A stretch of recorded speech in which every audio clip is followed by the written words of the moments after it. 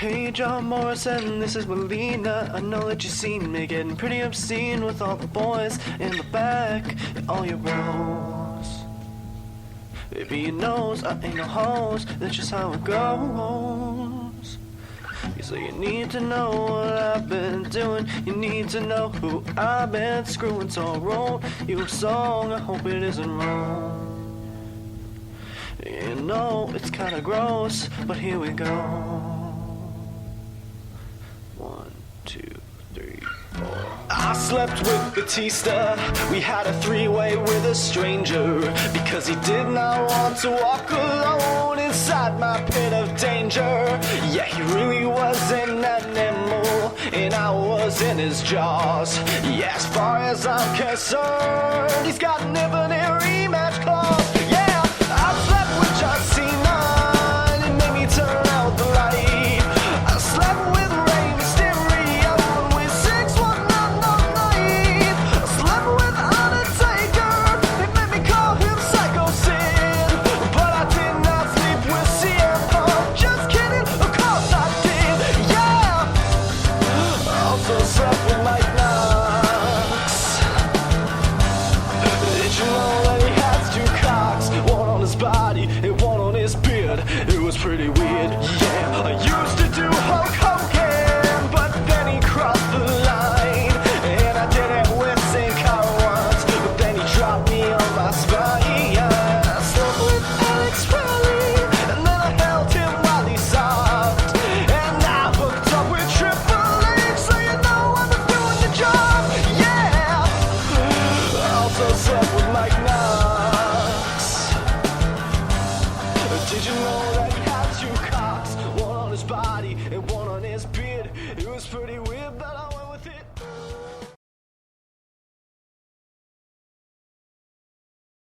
Hey, Omega.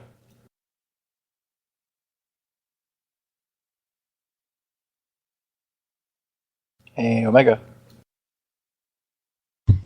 Yes, Gunner. So normally we would start with a joke, but I feel that since we lost a wonder of the world this week, we would like to say that all of us here at Smark Snark like to send our condolences to China and her family in this terrible, terrible time. I understand that somebody else died as well, but you know, kind of overshadowing what was going on with her. But you know, we might make fun on this podcast of a certain person for a certain part of their body, but in this particular time of harsh realities and, you know, terrible, terrible things, we just wish our condolences. So this is episode 205 of the Smark Snark podcast. You can call in 812-408-9666. Hit that theme music, bro.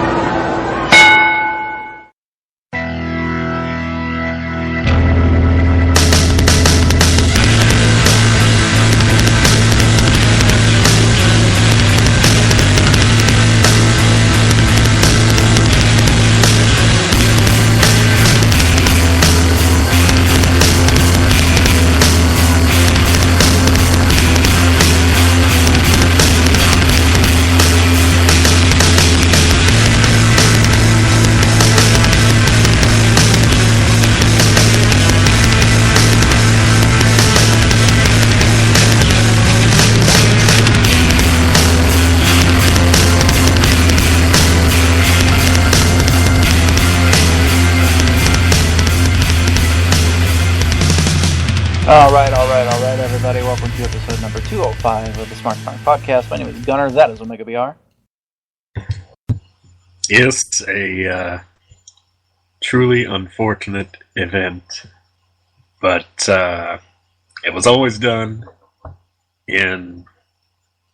with affection. Indeed. Also joining us this week is our wonderful technical producer, Mr. There is a Bug in My System, Yankum DDS.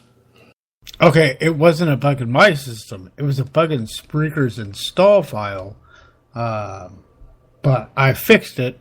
We're on the air, so you're welcome. See, this is why we have him do things, because he's got the time and the patience to be able to actually do it. Speaking of things that you don't have time and patience for... those things. Speaking of things that you don't have time or patience for, it's Netchester. Hi, everybody. I'd make with the funny right here, but because of China's passing, we're all not in the best mood, so... User was moved out of your channel. Speaking of not being in the best mood, it's Vassar. Yeah, I was watching the Vince Russo thing on her after she passed, and yeah. Croc's User here too, joined your channel. but he's on the phone like a bitch. But also joining us this week is our friend, Save Us Dog. Yeah, it's been a tough week for wrestling fans, and it's been a tougher week for native Minnesotans like myself. It's been just fucking 2016 sucks, dude. I keep seeing on Facebook, like, hey, why can't they take the corrupt politicians and all the terrible people of the world? But no, they gotta take, Alan Rickman, David Bowie, Prince, China. Could you imagine throwing China into that list of people? I mean, really? I could. Of course you could, Jester. Joni China Lawler passed away at 46. The cause of death has been delayed by the coroner, although her best friend and manager, Anthony Anzaldo, who found her in her home after several days of non-communication, said he found 2 legally prescribed bottles in the same room, one for Ambien and one for a Xanax-like medication. He also recently struck a deal for her to appear on the show Intervention, planning to get such friends as Steve Austin and Mick Foley to participate. Big Pharma takes another one, apparently. Bottle of Ambien on the ground empty is not a good sign and pretty likely the cause of death, and that's a very, very sad thing to hear. Don't necessarily speculate on that. Obviously it's true. Circumstantial, but yeah, it's. I've recently watched. If you're a fan of wrestling, go do yourself a favor and watch the Bigger, Stronger, Faster on Netflix, and then go watch Pharma Bullies, made by the same guy.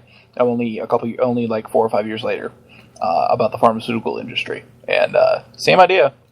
Really good documentaries, and you'll understand my particular rage towards this death, because it's completely unnecessary that they prescribe so many people so much narcotics and all that other stuff. Wasn't she living in Japan too? Not at the time. I didn't hear anything about that, but she's kind of been on and off. She was kind of all over the place. I mean, she might do a match in Japan, and then she did that match with TNA randomly, and then, I'm sure she appeared at various cons and such, and then she was doing, reality type things, the acting type things, the other acting type things. Those are our favorite kind of acting type things. Our favorite kind, indeed. Well, I'm going to say this right now. Sleeping meds and anxiety meds, never a good combo.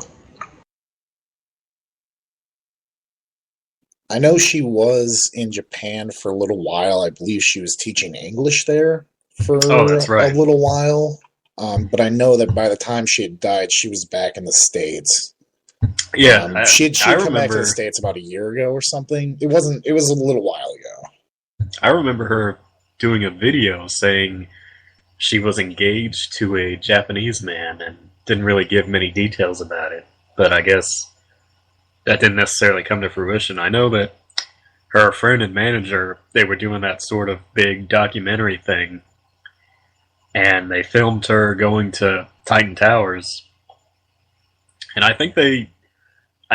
didn't they initially get rejected or told to go away, and then she actually got in and spoke to somebody or something like that. Something like that, yeah. That sounds about right to me. Like maybe she got in without the camera, but Right. but anyway, when you think of women's wrestling, if you ask any casual, just anybody on the street to name some wrestlers, and I was like this before I got into wrestling. Granted I was a kid at the time, but just name a wrestler. Some names come to mind: Hogan, Savage, today probably Cena. You ask them to name a woman's wrestler, I think 9 times out of 10 they're going to say China. Because that's really the impact that she had. I mean, granted, she was part of the Attitude Era. Great time for any emerging talent. But I mean, you talk about your Youngs and your Mullahs and everything, and the Richters and all these strong ladies and everything. But you really talk about the idea of a woman wrestler, a woman in the ring with other wrestlers. By which, of course, I mean male wrestlers, the guys. I mean, before China came along, it really wasn't a thing. And even after she left, it still wasn't really a thing. And even today, as it kind of is a thing with independent promotions and, even Lucha Underground and things like that, even today, you can't really think about it without thinking about her. And of course, the most obvious reason for that is because during the start of her career, she was in the gym pretty much 24/7 and had an amazing physique, bar none. She worked hard on her body. She was pushing herself to be a star. She did those fitness competitions first, and when she finally ran into Triple H and Shawn Michaels, they thought that she had the right look for professional wrestling, and they started her out as Killer Assassin Woman, and then she evolved into the 9th wonder of the world from there. It's easy to underestimate her physique as well. It wasn't just that she was incredibly strong and had a great body. She was really tall. She was legitimately, when they say the 9th wonder of the world, it was really what they meant. She was tall, and at the time, and especially around 99, 2000, she was appearing in Playboy. She was, I mean, for a female though, that's pretty tall. If you're pushing 6 foot, you're pretty damn tall. If there was ever a female Andre the Giant, and I don't necessarily mean because you're giant, but because you're larger than life, it probably would have been her. And she also came in this really weird time where it was right after Sable, and it was right before Trish Stratus and that era of the Divas. And she kind of had her own little era there from 98 to 2000. She really was kind of the Attitude Era in a lot of ways. Mm-hmm. And of course, the only woman ever, and probably will be the only woman ever for a very long time to have held the Intercontinental title. And she held it. It wasn't a joke. She was legitimately the champion.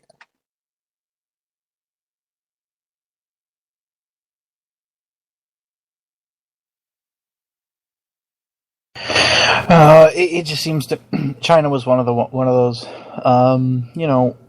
It wasn't exactly the. She wasn't the best wrestler necessarily. She wasn't the most ideal person to be in the ring, but she had a presence about her that was interesting, to say the least, and that's what people were paying attention to. And I think that's what we all need to pay attention. We all need to pay attention to here when we remember her. We're going to move on here. Christy Hemme and Velvet Sky are now the latest knockouts gone from TNA. Two names I wouldn't expect to be gone from TNA. It was noted by the Observer that Aerolux only had $2 million in revenue last year, hardly providing a financial cushion to rebuild TNA. And it was also noted that the Harris twins have Nazi symbol tattoos, and that Pop TV head Brad Schwartz, hey, Yankum, he's one of you. He's Jewish. Well, I mean, not necessarily. Just because his name is Schwartz doesn't mean he's Jewish. No, he's actually Jewish. Oh, well then, yeah. No, he's not going to like that very much at all. I heard his middle name is Jesus. Gesundheit. Oh, Jesus. You said it, not me. Isn't Velvet Sky trying to get into the WWE now? Hasn't Yeah. she been Oh, trying God, for please, no. several months? She's got a leg up. Yeah, Well, she's got Bubba in there. Yeah, I mean, what it is, I could see her maybe coming in on like an Austin Aries deal where they don't, not to say this is what they think about Aries, but you know what I'm saying, like former TNA star, kind of already, you know, been around the world, so to speak. Well, maybe Aries is a bad example. Maybe James. Let's say James Storm. A James Storm situation where she comes in and they're not really expecting her necessarily at the time to be, you know, the next big thing, the next big diva or anything, but somebody who in NXT can kind of, you know, because I mean the thing is the NXT Divas roster it's not thin, but it's not as strong as it was, and we've said this before. You know, now that Charlotte and all them are up. Mm-hmm. I'm willing to bet Henny was a purely financial thing. Either they weren't paying her ridiculously extraordinary salary, so I can't believe she makes that much fucking money for doing what she does. Or she decided that she wasn't going to get paid. Something with the money, I'm sure. Well, either that or just, you know, I think she gave birth it was either actually this year or late last year. And I think she's just time, you know, she just figures it's time. And I mean, hey, if you're a member of the TNA roster right now and you've been there for how long and you're thinking, well, maybe it's time. I mean, now's about the time. You know what I'm saying? And you know that it's okay. And you know that ship is going down. I mean, there's nobody that's going to come in and save the day unless somebody decides that, you know, it's worth their time to do so. Now's about the time to cross the line in the other direction. Before we move along, has anyone made the total nonstop Auschwitz joke yet? No, you just did, though. No.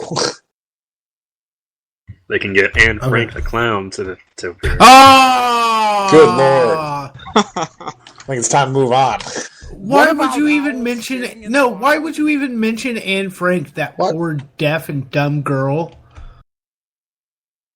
I'm interested in hear about owls. But she was hide-and-seek champion 1942 User in your channel 1945. timed out. Oh, no. You're talking about Helen Keller. No, Yankum.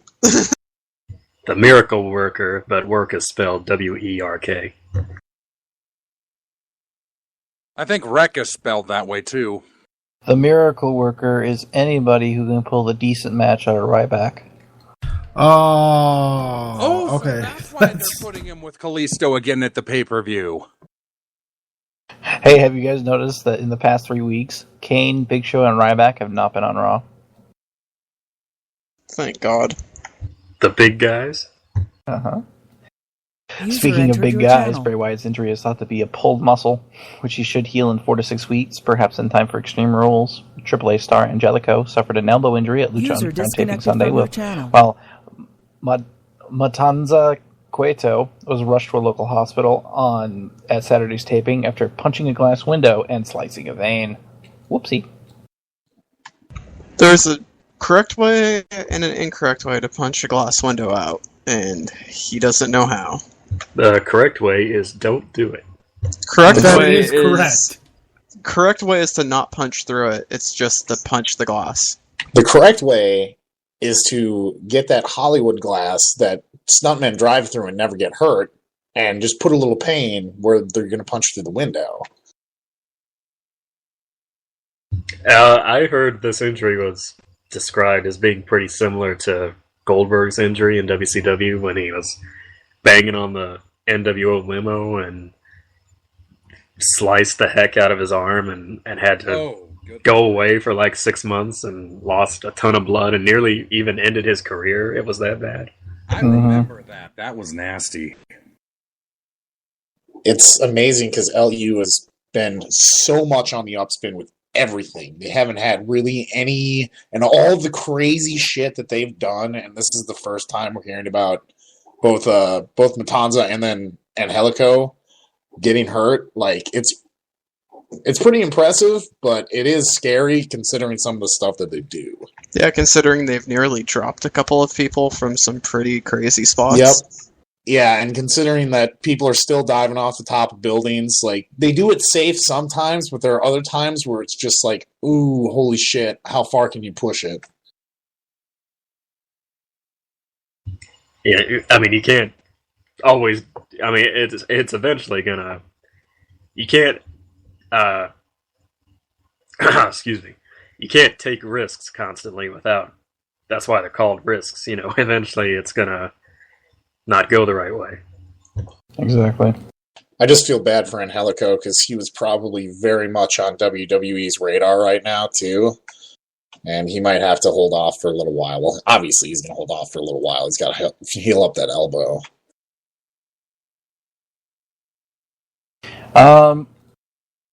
Let's move on here. Word is going around that WWE is that The Undertaker, who added and pulled from the European tour several times, didn't want to tour due to the recent terrorist activities in Paris and Brussels. Okay, whatever, Taker. That's a bit surprising. That doesn't sound like Taker, because Taker being superstitious. Taker's a legitimate tough guy, though, isn't it? I mean, granted, he's older than fucking dirt, but still. Like, he doesn't seem like the kind of guy that'd be like, oh shit. Maybe he just didn't. He just didn't want on it, but that was kind of the excuse that he gave. I was going to say, what are the odds that he actually wanted to go over to Europe and do that type of a schedule? Like, that's a brutal schedule those guys are on. But he's Undertaker, so I would assume that if he was just didn't want on there, he could say, look, Vince, I'm old and beat to shit, and I'm the Undertaker, I don't want to go. And Vince would probably be like, well, I mean, okay. I assume that Can I help trim your ginger pubes? That one's you. You would say that. That's what Vince says. And then he sneezes and then he screams for 25 minutes. Speaking of John Cena. Yes. John Cena revealed in an interview this week is not going well. Revealed in an interview that he misses the blood aspect of wrestling, and that every drug test he's ever had, all of them negative, are posted on the wall of his Hard Knocks gym. That's a unique way to have disclosure.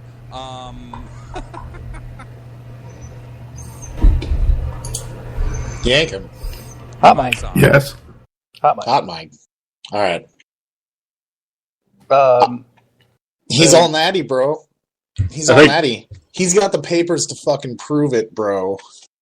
I think it would be a lot more impressive if he actually posted the individual samples on the wall. Please, That's got to be some sort of work.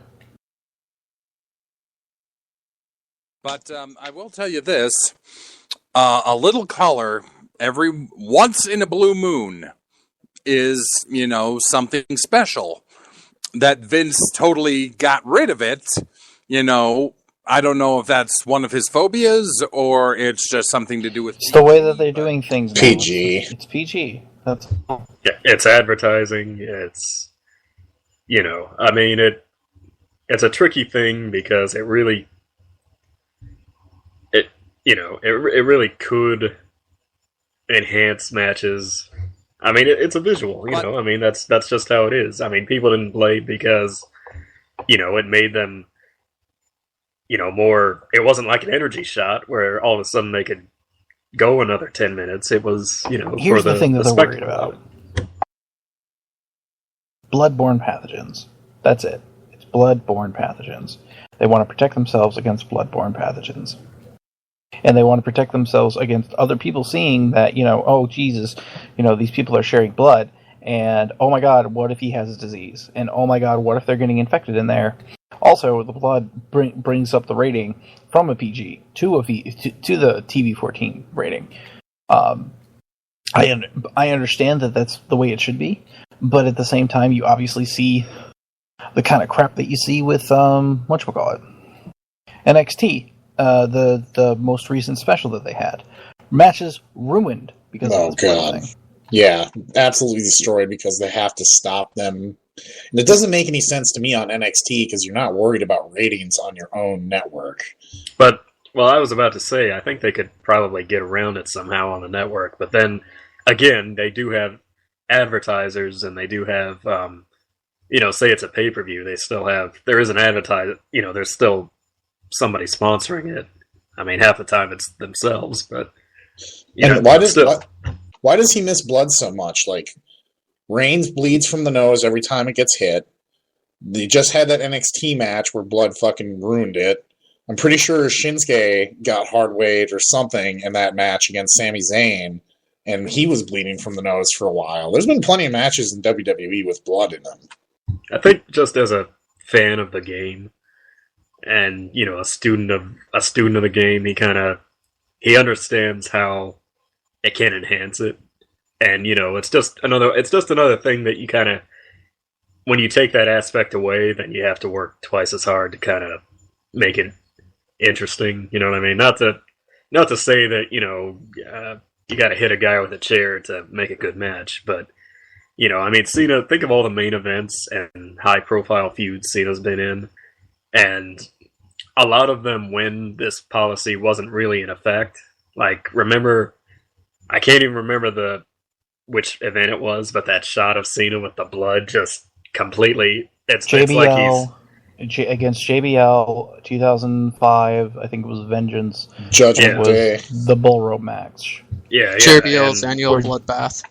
Oh, that one. He's looking like Finn Balor wrapped... with all the blood all over his chest, like it's paint. Mm-hmm. So I think that's kind of what he's getting at. But like I said back when we talked about it a few weeks ago, when something like that happens and you get hit the hard way and they have to take care of it, that's the kind of thing they need to start preparing for and teaching again. Because you can't just... I mean, it's in the heat of the moment, you're trying to get your stuff in and everything. But just like if, say, a fan ran in or somebody got injured, like thinking back to Owen Austin when Austin was hurt and Owen's trying to stall the crowd. I mean, that's, it's a reality of the performance at this point. So you got to try to find a way to incorporate it. You know what I mean? Mm-hmm. Or at least cover for it. Or even just when Jericho had to get himself DQ'd when Neville broke his ankle. Oh, God. SmackDown taping spoilers. Cover your ears if you care about that. Oh, this will probably be edited off of the broadcast itself. Ric Flair tells Natalya to kill yourself at tonight's WWE tapings. No, What? that did not fucking happen. It happened. Multiple reports. Did he use those exact words? Yes, those exact words. Wow. Okay, he's Flair not flared coming up, back baby. for a while. No, he's gonna be at the pay-per-view. They built that whole match around Rick and Brett at the pay-per-view. They can't. It's they SmackDown. can't let him It'll on the get air. edited off. Oh, okay. God, now 'Cause- Camp WWE is canceled again so they can edit Flair out. Which, by the way, I'm really looking forward to that. I'm looking forward more to that than the pay-per-view. Oh, hell yeah. All right, don't we just have one more of these, or is that it? Yeah, one more. Two more. Noam Dar versus Josh Bodum, Revolution Pro is the latest global cruiserweight qualifying match. Zack Sabre Jr. and Jack Gallagher both advanced, which is cool on them. Then, finally, the GB and Carl Anderson Luke Gallows gear stands for Good Brothers, according to Gallows' wife, Amber O'Neil, the Bullet Club babe. Yeah. It does. Is she still technically the Bullet Club babe? Probably not now that Doc is in, or Luke, I should say, is in WWE. Well, now she's the good sister. Are they going to go with Good Brothers as the tag team name, or are they just going to be Gallows and Anderson? Probably Gallows and Anderson for now. Yeah, good. I don't know. It's kind of a weird name. I mean, Yeah. it is and it's not. It's what you'd expect from them. I guess we'll know a lot more after this upcoming pay-per-view, right? Uh-huh. Speaking of which... Alright, let's get going on in the 15-minute time limit. We're going to do our pay-per-view predictions. This will be fun. So let's start off here with Kalisto versus Ryback for the U.S. title on the pre-show once again.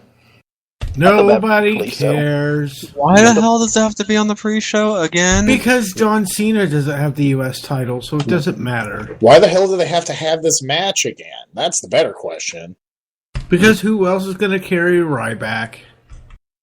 I think none of you think that Ryback might pick up the strap here. No. Nope. God, I hope not. Because he's going to go around injuring everyone that tries to take it from him. Plus, I thought he was next in line. I thought he was supposed to have a big feud with Roman coming up soon, too. Where'd you hear that from? Yeah, where'd you hear that from? I thought that was the whole plan, was that he was, at Post-Mania, he was going to have a feud with Reigns. Maybe. Well, Maybe We'll not. see. maybe at one point, but I tell you, if you go from Styles to Ryback, I mean... They've made dumber We'll get decisions into than that that in when the we get- past. We'll get into that That's when we true. get into the ratings. So Dolph Ziggler versus Baron Corbin. Unfortunately, this one's a given. I disagree. This is going to be a with you good there. match. It's Yeah, going to be I a good think- match as long as Baron doesn't mess up the spots again. Well, both guys really have something to prove. I mean, Corbin, he's on the main roster now. He's trying to impress and not just be the main event jobber that he was in NXT. And,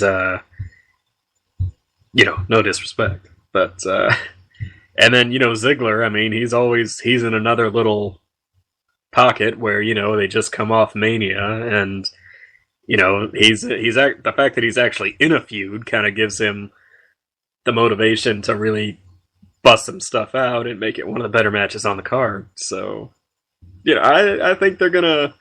It might not steal the show, but I think they're gonna try.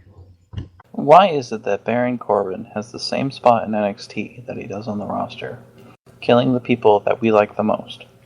Because Vince wants it that way. And it's a really good role for him, actually. It's the best role that he's ever had.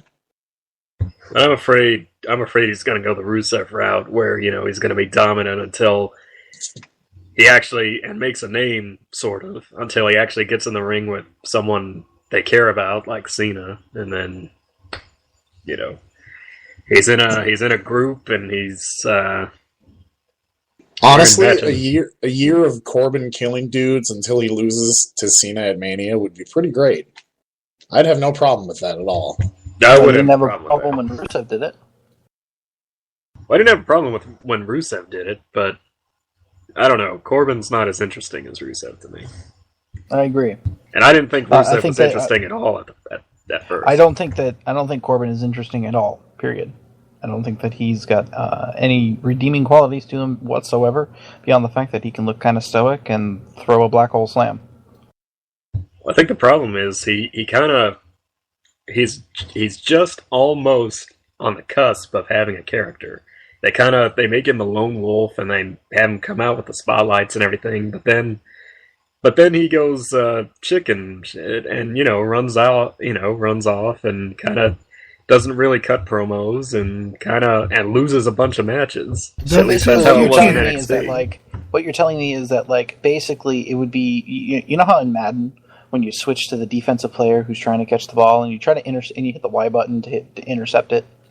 It'd be like if Omega took control of Baron Corbin in WWE 2K16 and then just had him ride the ropes the whole time.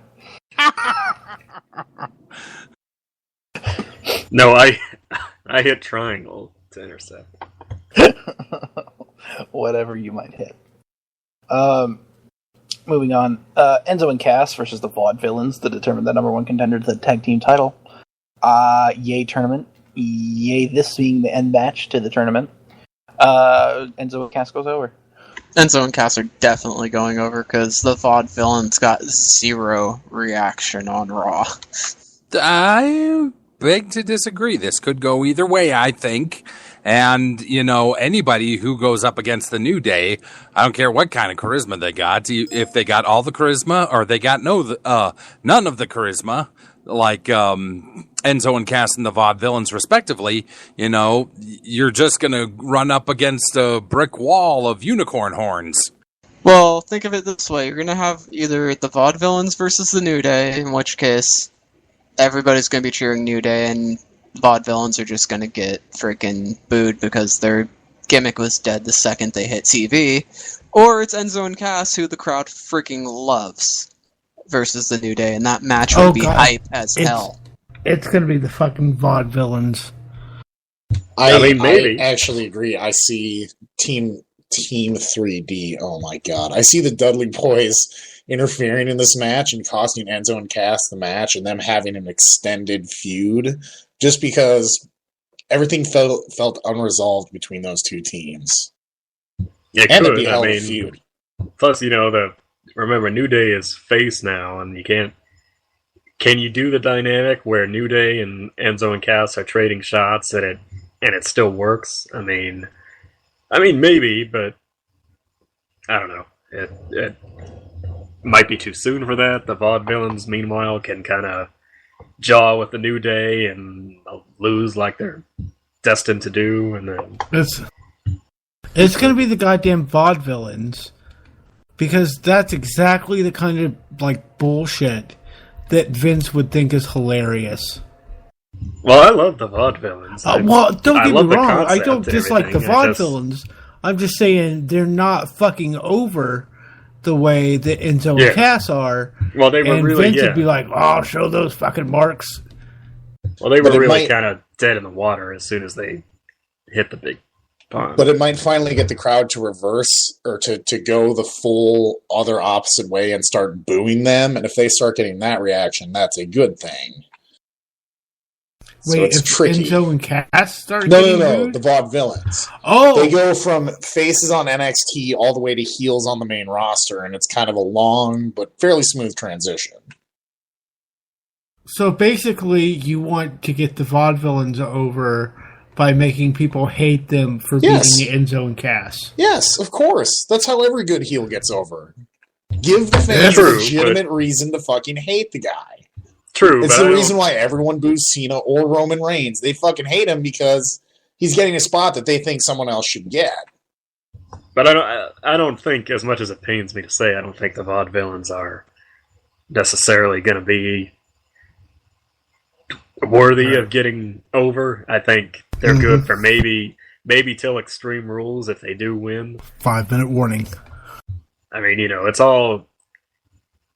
I mean, let's be honest. The tag division, despite the New Day and Enzo and Cass and everybody, the tag division's still pretty poor. It doesn't really do anything except for who's got the title, who's messing with New Day now. Doesn't matter who wins the title. As soon as Primo and Epico come back, they're gonna just take it. Gay Puerto Ricans. Well, they kind of put that to bed with last night's little... Nope, those are their sisters. Oh my god, are you kidding me? The way they were fawning all over them in that vignette. Oh, yeah, they're Puerto Ricans. And gay. It's very easy. It's a very easy gimmick to understand. All right, let's move it on. We got about 4 minutes here. Charlotte with Ric Flair versus Natalya with Bret Hart for the women's title. I don't think Natty's going to go over this time. I would like to see her go over.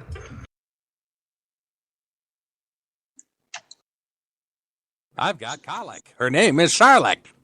Anyway, I just hope because of what we've heard, In the previous breaking news segment, we actually see the User Bret joined Hart your Ric channel. Flair confrontation at the pay-per-view. But, if we don't, then Charlotte and Natalya have just got to, keep going. It's gonna be a good match, but I'd like to see Ric Flair and Bret Hart do something outside the ring to kind of just get things going. We got Ambrose and Jericho. Maybe match of the night? Probably, and I have Ambrose going over because Jericho won at WrestleMania, so he could lose here. Right. I'm gonna take the other side and say Jericho wins so that Ambrose can come back even crazier and propose some kind of Extreme Rules such and muck. Well, Yeah, it's not like that does anything for him. He just gets stuff out from under the ring and then proceeds to have it taken away from him and get suplexed for 10 minutes, and then the match is over. Yeah. But it's not like it's going to hurt him to lose either. Yeah, I feel like Jericho's on a bit of they're setting him up for something. I feel like they're setting him up for a match with Reigns somewhere down the line. Probably. So it'll probably end up being for July or June. That way because I'm pretty sure they're going to do Elimination Chamber again.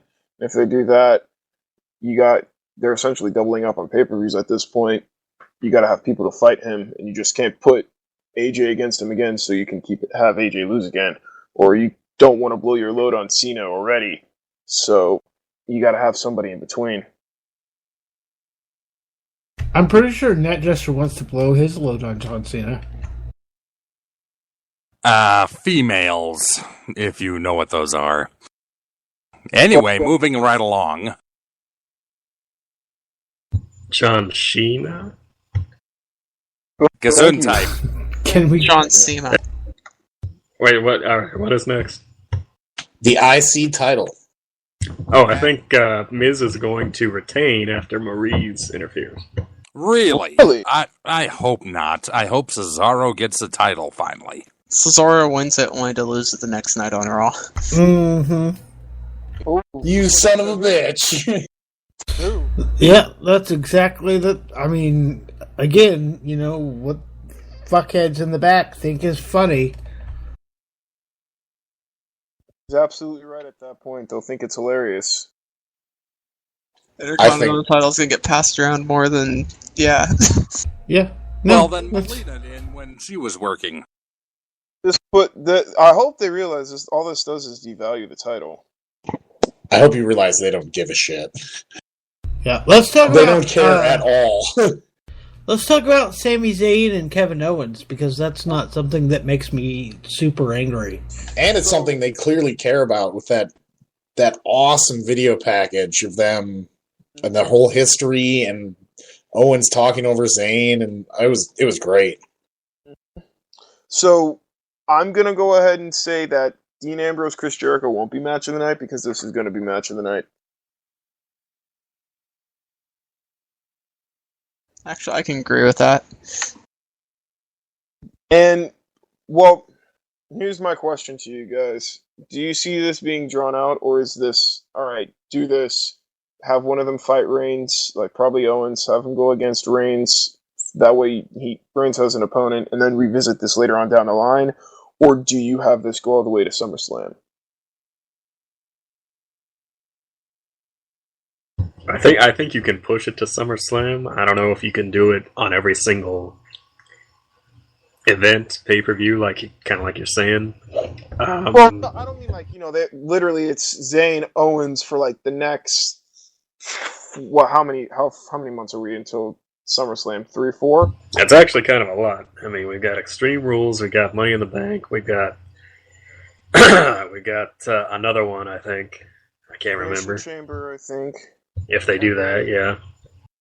Not only that, there's still the Japan tour that they want to do a live event from. And there's the Honolulu show that they're doing, too, that's going to be on the network. Oh, nice. I didn't hear about that. Brock got announced for that, and the plan is they may end up making that Honolulu show a network special since it's Brock. Cool. But don't have them go against each other, but I could see, like, let's say Sammy's going for one of the mid card titles, like, I don't know, the US or the Intercontinental, and I can totally see Owen screwing him. And then Sammy comes out, they trade, and then, like, the big blow off match, which whatever the fuck they decide to do, could be at SummerSlam. Speaking of screwing things, as in WWE screwing the fans, how about that main event? I don't know. I mean, I don't know either. I don't know. Does Finn show up? Factors. Exactly. So Roman Reigns. No, I don't think versus Finn. AJ Styles for the championship. Yes. Finn will probably show up Monday after the pay-per-view. I think the most we can hope for is that Styles wins after interference, and he embraces the guy. He doesn't necessarily embrace the interference, but he embraces the guys, and Styles as champion kind of has a pseudo Bullet Club forming. Because I don't know if they're really... I mean, I was really saying, that this is the time they're going to have Reigns do his lengthy title reign, but now they've paired him with Styles right off the bat, and they've got, the freaking Bullet Club in the promotion. So now I'm not so sure. Well, and there's so many ways this thing can end. I could see them screwing AJ. I could see them coming out and then attacking AJ, setting up AJ versus them. That would be nice. Reigns doing his thing, or heel Reigns rather. And I don't think Finn's coming out at Payback because the WWE doesn't like doing things on pay-per-view. I can see them holding his debut off until the night after on Raw, but there's reports saying that he's going to be in NXT for another month or so.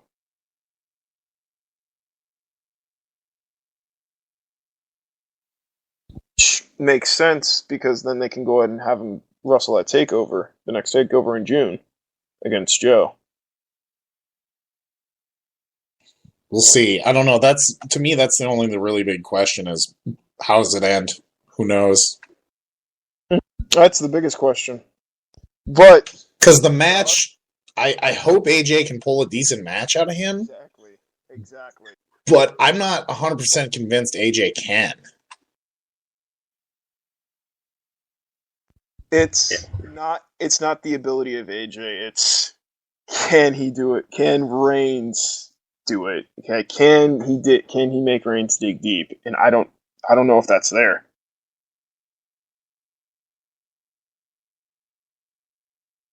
I think he can, but I'm not sure if it's going to happen.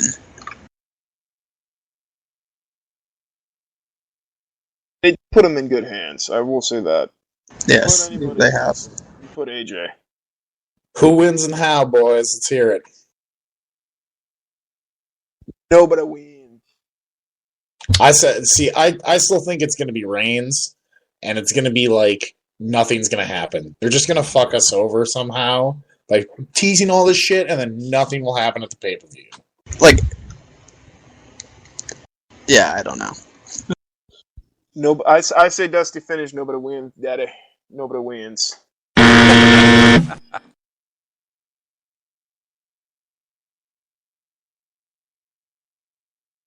All right then. Speaking of nobody winning, Gunner took off, that bastard. Oh, that's where Gunner is. Okay. He said something about a hooker and a cheese pizza and a gimp mask. Okay. I don't know what that means.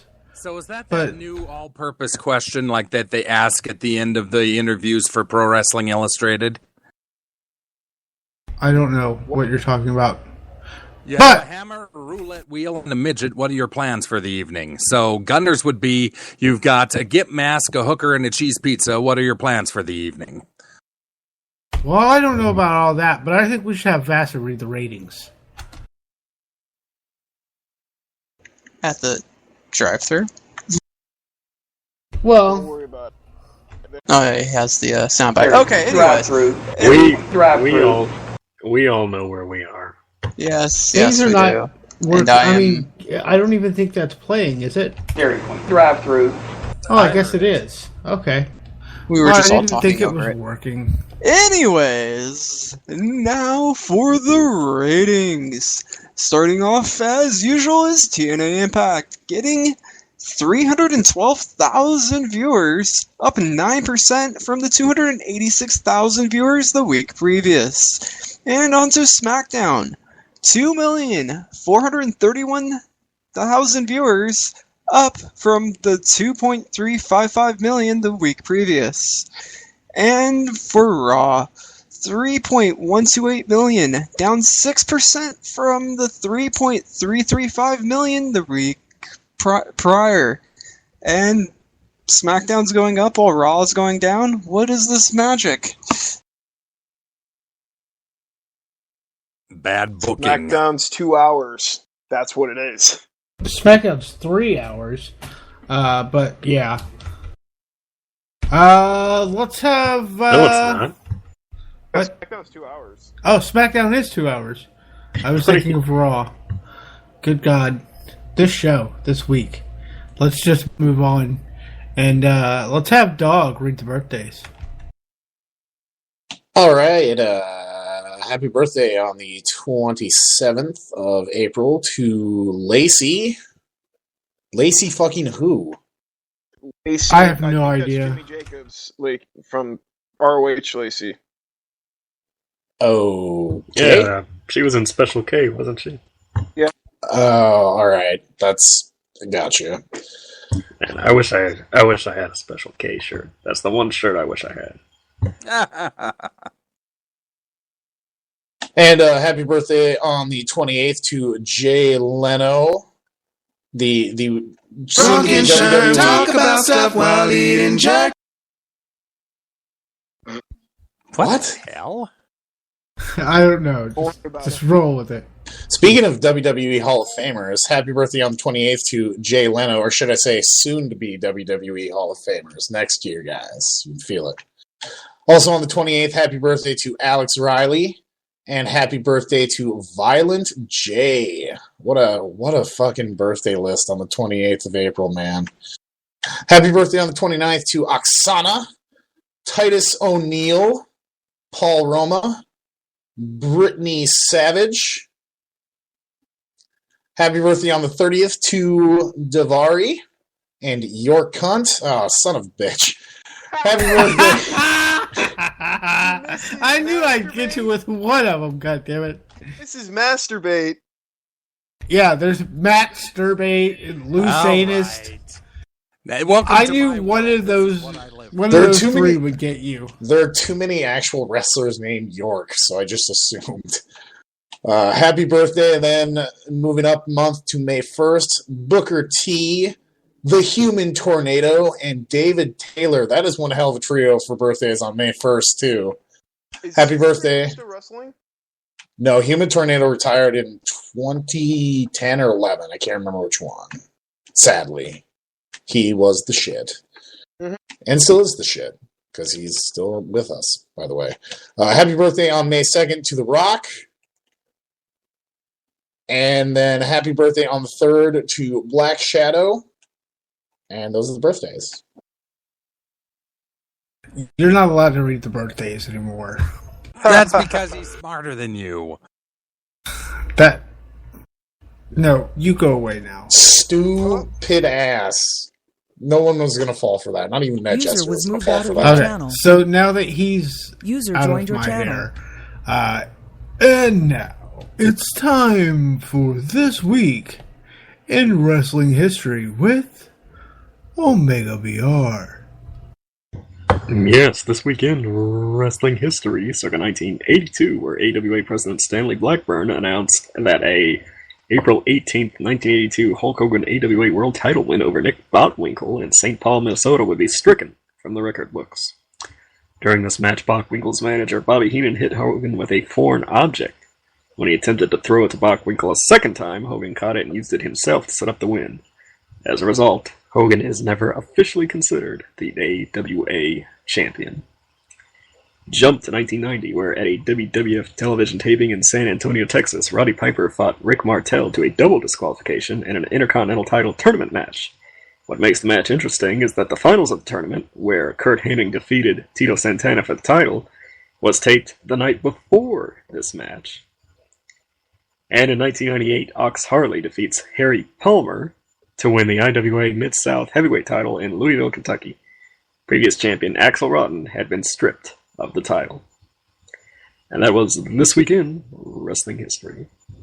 You want all the fake names, you got one right there. Harry Palmer, man. I was just about to say, that's a pretty good one. All right. The finish to the tournament the night before. Fucking WWE. Well, there's nothing in the Happy Trails this week. Nobody bothered to log anything, so... Oh, give me just a moment. I'll read the Happy Trails. It's okay.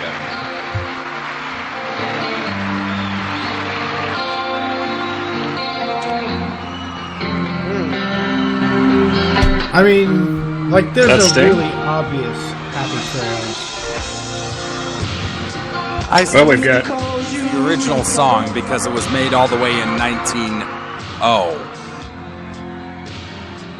Alright. Now that Farm Aid is over, What Happy the Trails purple- to Kofi Kingston, who left the European tour due to the impending birth of his child. Aww. And to Lillian Garcia, Might as well talk about it. Yeah, that was the idea. I wanted you to talk over it, but it's getting the volume right. It's too much of a pain in the ass. well, Happy Trails to Lillian Garcia, who apparently got in a shouting match last week at Raw due to announcing Big Cass by his full name when he's supposed to be referred to as Big Cass on the main roster. It would be what the full second. name? What? Colin Cassidy. Colin Cassidy. It's actually, if you'll remember, the second such argument in a month because she announced Zack Ryder's Intercontinental Championship defense the night after WrestleMania before it was made as such. Mm-hmm. And yet she's still fucking employed with that company. WWE, ladies and gentlemen. Let's she's just not, get she's not JoJo out bad, there. it's just, you know. Yeah, you want JoJo to do it? Yeah, I do. Dojo doesn't What fuck about up Greg Hill? nearly as much. Well, JoJo doesn't have the opportunity to fuck up nearly as much, to be fair. And Or yet we have correction, JBL and Michael Cole constantly fucking up on commentary all Yeah. night long. pretty much. You want Eden Styles to do it? Ooh. Hell yes. So I can look at Eden Styles. God Fuck damn. y'all. I want Greg Hamilton on Raw, damn it.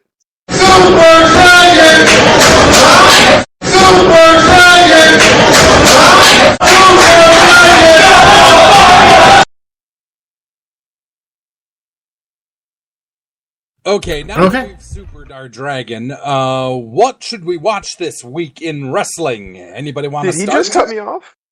He totally just cut you off. Hey! Don't I didn't cut a think anybody promo was on him. saying anything. Come Listen, on. that just Don't let him slide with that shit. You cut a promo on his ass. buddy. You cut me off, and you're gonna end up in the back street of a fucking Dairy Queen garbage. Anyway. Okay, that was a shitty promo, but we'll work on that. Have you seen a in the Dairy Queen meantime- garbage? It's disgusting. Anyway. You have no idea, Just dude. melted ice cream and chocolate everywhere. It's just I mean, there's- melted ice cream and sadness. There's a That's ton what of it is. there's a ton of dillies, and I ain't talking about the bar. All right. So what are you guys gonna watch this week?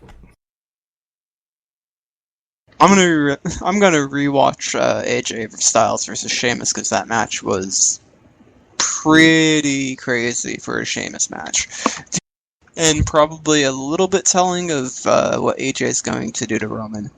At least get him moving. Well, I'm gonna watch Raw because I didn't get to watch it. I was at a birthday party. It's not the most prolific of her matches, but I would say watch China versus Jeff Jarrett for the Intercontinental title in the Good Housekeeping match at No Mercy 1999. First and Are you only serious, one, bro? Remember. First and only one. Yeah, I can't imagine why they would have done that again. Slap nuts. I'm going to suggest, as always, from Lucha Underground last week, I'm going to suggest Beast versus Beast, Mastodon versus Mastodon, Matanza versus Mil Muertes in one hell of a Haas fight. Oh yeah, my buddy at work wanted me to see that one. Didn't Matanza get thrown through the roof? Don't spoil it. It was a hell of a battle and it ended pretty spectacularly. I'm asking. I'm like legitimately asking. Yes. Yeah, they both did. And then Dario just sat there and screamed, "War!" And it was awesome. It was way cooler than I made it sound. Y'all need to watch. I think it's Wrestling Taku Monday, right? Yep. Y'all need to watch Wrestling Taku because you got Shibata versus Nagata for the never open weight title, and you got Ishii versus Naito for the fucking heavyweight title. That shit's gonna be live. All right. In honor of China, I won't do one of her matches, but I'll do a match from women who were inspired by what Joni Lawler did in the ring. And Did you just call her Joni Lawler? China, Joni Lawler. There's her name. It's not Lawler. It's Lauer. Can you pronounce it? Lauer. Yeah. Joni Lauer. Joni Lauer. Okay, yes, like Matt Lauer, not Lawler. But two of the lovely ladies who were inspired by her did one of my all-time favorite matches from my DVD collection, the NXT Greatest Matches DVD set. From NXT TakeOver Brooklyn, the title match between the Boss Sasha Banks and Bayley. And that was a great match.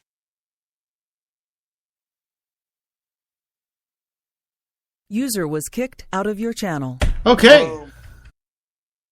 I believe that's it for this week. User joined your channel. I have removed NetJester once again. Oh, yes, because you have nothing else to do with your life. Okay. Anyway, so for all of us here, Gunner, who's not here, Dog, Vassar, NetJester in the Croc, you can get to us on Twitter at twitter.com/Smark Snark. There's also our Facebook page, facebook.com/Smark Snark. We got smarksnark.com, but WordPress is broken, and it's broken in such a way that I can't log in to fix it, so that's going on. Smarksnark.com, or I'm sorry, Spreaker.com/SmarkSnark is where we're broadcasting on live every Tuesday night. Let's see, you can contact us at contact@smarksnark.com. Of course, the phone number is 812-408-9666. That's 812-408... Woo! Woo! Yeah. No, I had that. Well, I don't know who did that, but they did it better than your recording. Woo! Oh, I thought it was you. That was the only reason I was complaining. All right. Gunner's back. Hello. Gunner appears at the last 5 minutes. All right. So, Facebook, Twitter, contact smarksnark@gmail.com, booking at smarksnark.com, contact at smarksnark.com. We're easy to get a hold of. We hope you enjoyed this week. As long as you buy us Probably dinner first. Here. This was a... this episode is indicative of the upcoming pay-per-view. It was just kind of like, this is going on. But next week we'll be back, and the episode will probably You're gonna be want good your because payback. we're going to be fucking raging our asses off at this pay-per-view. I guarantee it. So, for all of us here at Smark Snark in the Nunnik Studios, Take care. Spike your hair. Lose your IC title less than 24 hours after winning it. And fuck Emma. Don't drink Skull vodka, kids. Don't treat me like you know me. Just treat me for who I am. Oh, that's easy. User was moved out of your channel. Good night, User Rochester. joined your channel.